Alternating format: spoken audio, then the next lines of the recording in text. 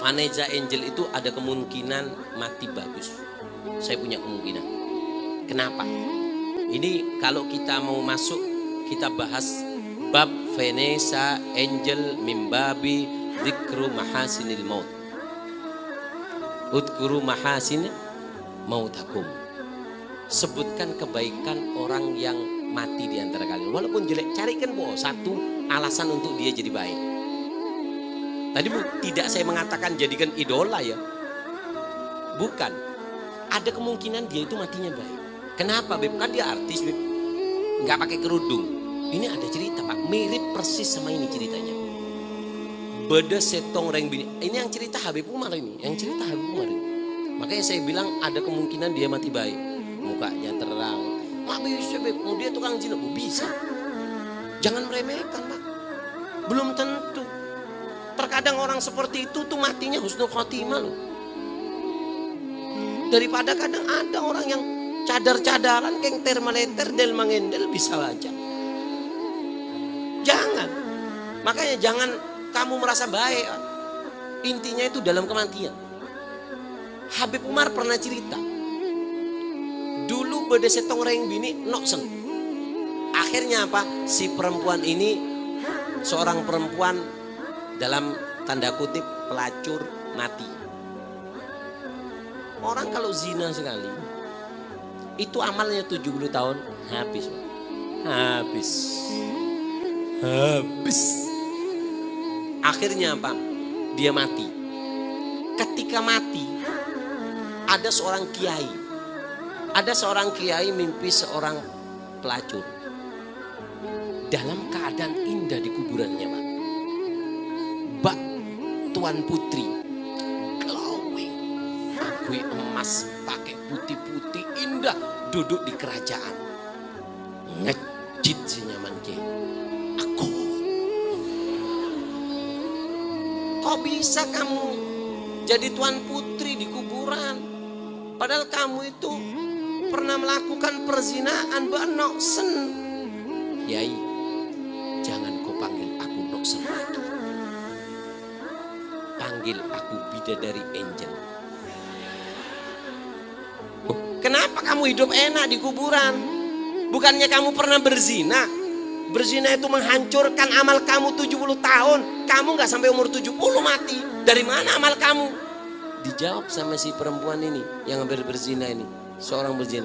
Iya, saya 40 hari ya Allah. Mulai ujung kaki bitang cetak nega buk buk malaikat apa boleh setengah. Aduh. Buk buk malaikat sakit kiai. Loh, kenapa kamu sekarang menjadi perempuan yang mulia di kuburan? Iya. Saya ini nggak punya amal. Saya tukang zina. Tapi saya terima kasih kepada ibu-ibu PKK. Ibu-ibu yang hadir di pengajian ahbab, terima kasih saya.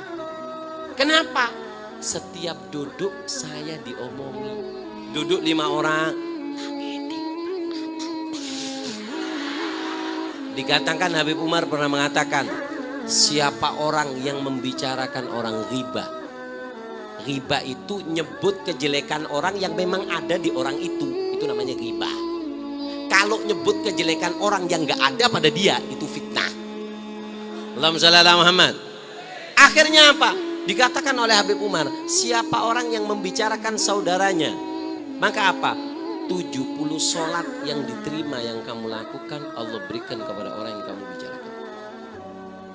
70 sholat yang diterima. Kita 1 tahun sholat, belum tentu 1 sholat kita diterima sama Allah. Tapi siapa orang yang membicarakan saudaranya muslim, maka apa?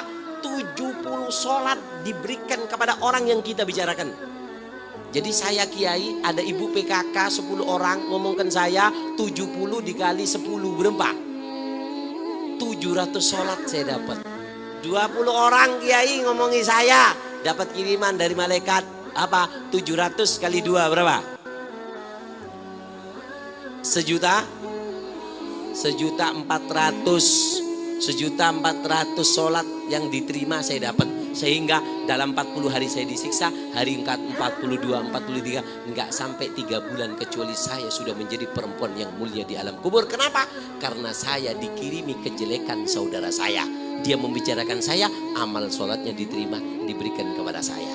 Maka dari itu, kemungkinan Vanessa Angel itu jadi orang baik. Kenapa?